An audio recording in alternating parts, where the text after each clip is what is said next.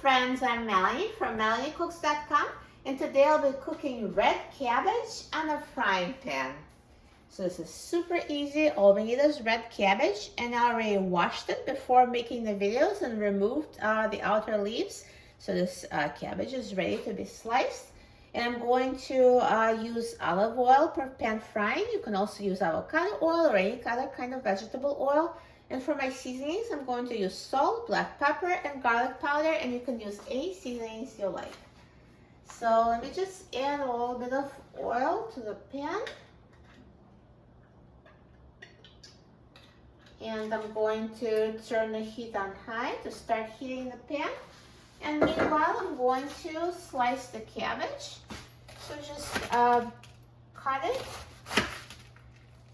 and then cut it into slices like that.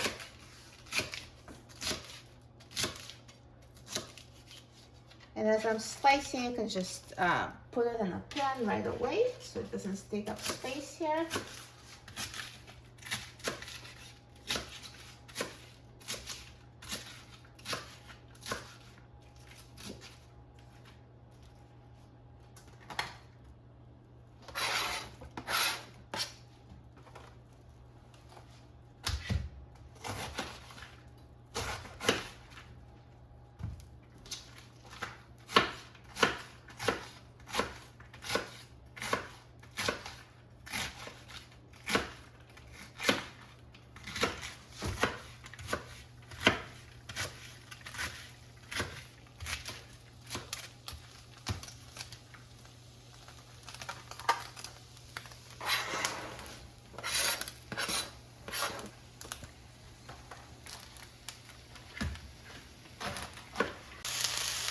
So now I sliced all the cabbage, so that's all that's left, just at the stem.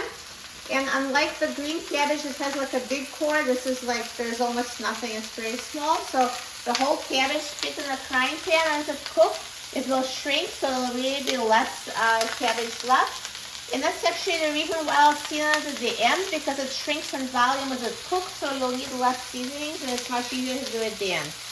So now, I can't really mix it well because there's so much, but just try to kind of rearrange it the best you can.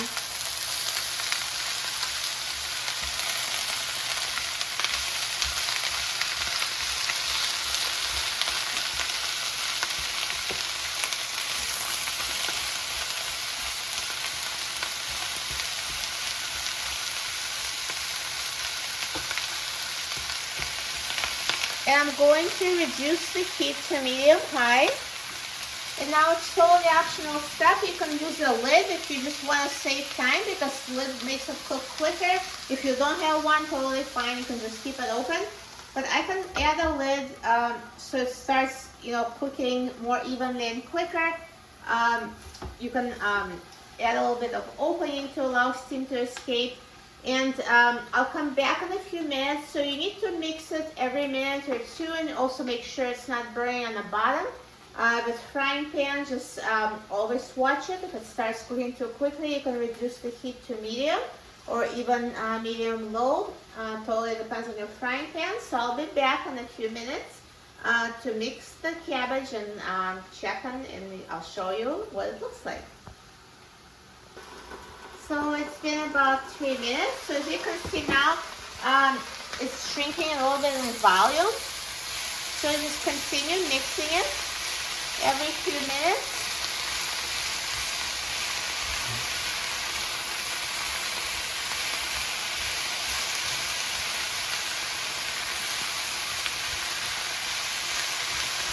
And at this point, I can leave it uncovered because the lid helped me accomplish, more even heating in the beginning, so the top layer started cooking more quickly. But at this point, I'll just leave the lid off. It just makes it easier. So just mix every minute and continue cooking it until it's tender enough to your liking. So this red cabbage had been cooking for 20 minutes. That's how long it took for it to be tender. If it wasn't as much of it in the frying pan, I think it would be ready after 15 minutes, but that took a full 20 minutes. So you should always just try it and see if it's tender enough for your liking, and you stop cooking when it is tender enough to your liking. So at this point, I'm going to season it. So see how much less of a cabbage is here by volume than when we started it. So now I'm just going to season. So sprinkle with salt, black pepper, and garlic powder.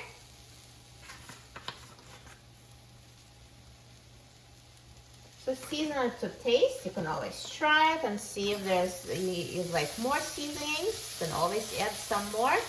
And now let's mix it. And let's cook it with the seasonings for another 2 minutes to just allow it to develop a more seasoned flavor. And then I'll be back and then we'll try it. So now let's turn off the heat. So just cooked for a couple of minutes with the seasonings. And look how good it looks.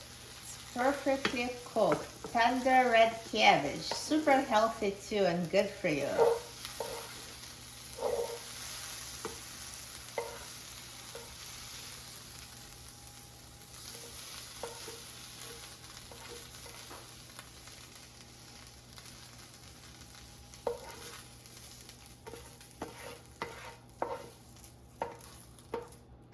Perfect. So that made a lot of cabbage. This is a very cheap side dish. Those cabbages, they're pretty cheap and it makes a lot and it's healthy and good for you. So it's a great recipe in every way and super easy to make. Perfect. It looks so good. I'm so excited about trying it. Now let's try it.